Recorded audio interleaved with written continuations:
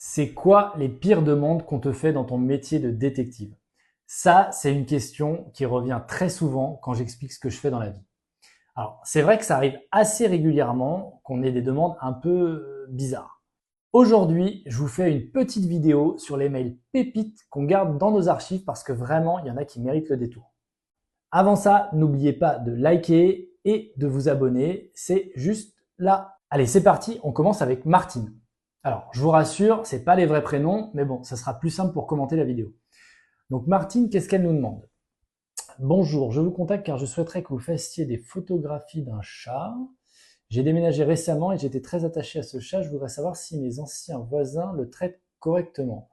Je peux vous donner une photo pour le reconnaître. Alors, Martine, on comprend que vous soyez attaché à ce chat, mais en fait, mon devoir de conseil, c'est de vous dire, ne dépensez pas d'argent pour ça. Allez plutôt voir par vous-même ou prenez contact avec vos anciens voisins pour savoir comment se porte le chat. Je pense que vous allez faire des économies et puis vous aurez des résultats bien meilleurs que nous. Ensuite, qu'est-ce qu'on a? On a Philippe qui nous demande: bonjour, j'ai rencontré quelqu'un dans le métro ce matin. Je peux vous fournir une description précise, l'heure à laquelle il a pris le métro et la station de métro.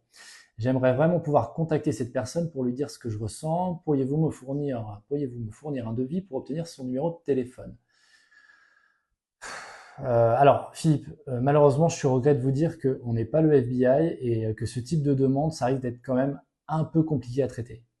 Je suis désolé, mais ça va vraiment pas être possible du tout. Je pense que c'est un peu peine perdue. Je pense qu'on n'a vraiment aucune chance de trouver cette information avec les éléments que vous avez en votre possession. Récemment, on a eu Antoine. Je vous contacte de la part d'un ami. Voilà, c'est un sujet un peu délicat. Il voudrait savoir si vous pouvez organiser une rencontre avec un détective pour qu'il drague sa femme et couche avec elle. Ouais. En fait, il veut s'assurer qu'elle est fidèle. Quel serait le prix pour cette prestation? Alors, article 225-5 du Code pénal définit le proxénétisme comme le fait pour quiconque, de quelque manière que ce soit, d'aider, d'assister ou de protéger la prostitution d'autrui, de tirer profit de la prostitution d'autrui, d'en partager les produits ou de recevoir des subsides d'une personne se livrant habituellement à la prostitution. Le proxénétisme est puni de 7 ans d'emprisonnement et 250 000 euros d'amende. Donc non, Antoine, désolé, ça fait pas partie des prestations qu'on propose. Et alors, pour finir, pour aujourd'hui, on a Diane. Alors là, je sais pas trop si c'est une blague ou pas, mais bon, je vous le lis quand même. Moi, ça m'a beaucoup amusé.